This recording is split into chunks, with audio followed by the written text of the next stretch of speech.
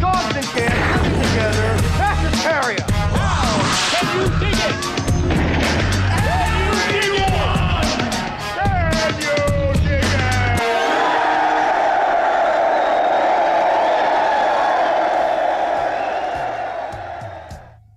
What's up, slasher fans, and welcome back to the Lucid Nightmare. I'm your host as always, Jay Schatzer, and today, well, I have a classic of the horror genre. It is Sean S. Cunningham's 1980 classic horror flick. Guys, it is Friday the 13th. And if you haven't seen this one before, well, get the hell out of here because, like I said, it's a classic. Let's dive right into this great flick. Here is Friday the 13th. Friday the 13th is the epitome of the 80s slasher. Gory, wild, and full of atmospheric dread, this granddaddy of the genre is a moody force, benefiting from a fresh-faced young cast and an impressive special effects department. A classic in its own right, Friday the 13th earns its iconic status, as it has just the right amount of mood and horror to unsettle you, as it does character and lasting charm. The film follows a group of camp counselors as they prepare for the coming season at Camp Crystal Lake. During their preparations, they are stalked by an unknown assailant and are picked off one by one. But who could this mysterious murderer be, and could it have something to do with the tragic death of a young camper in Crystal Lake's past? With so many questions, one thing's for certain, and that is that this place has a death curse.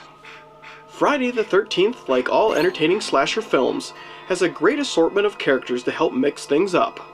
Adrienne King rises to the task as Alice Hardy, the surprisingly resilient counselor that proves too hard to kill. King is an interesting choice, as her character pretty much blends into the background during the early moments of the film and doesn't stand out until most of the cast has been killed off. When she does get a chance to shine, though, she gives a tremendously underplayed performance, playing the quiet and conservative young counselor pushed to the edge, and her genuine take on the character is rather impressionable. The real memorable characters of the film are the supporting cast, as they show the more wild and promiscuous sides of the group. Lining up the various victims, we have Kevin Bacon as Jack Burrell, Janine Taylor as Marcy Cunningham, Robbie Morgan as Annie, Harry Crosby as Bill, Lori Bartram as Brenda, and Mark Nelson as Ned Rubenstein. As for the performance that really projects the film into cult classic status, that credit would go to Betsy Palmer as Pamela Voorhees. Her character's dual personality is a thing of demented beauty, and she really takes charge of the film when she bursts onto the scene. Drenched in atmospheric locations and mesmerizing special effects, Friday the 13th is a truly awe-inspiring little gem.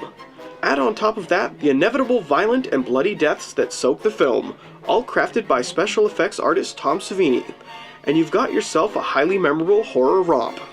With its spectacular atmosphere and iconic imagery, Friday the 13th is without a doubt a stunning intro to what would eventually be a most interesting series of murders, mayhem, and masochistic fun. It may not be high art, but it is extremely potent. In the end, Friday the 13th is sensational slasher greatness. And there you go, ladies and gents, the amazing classic horror film, Friday the 13th, the slasher film that kinda started it all.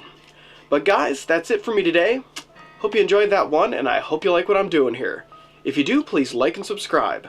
And if you have time, leave a comment below because I'd love to hear from you. But until then, I will see you with the next movie review. Take care.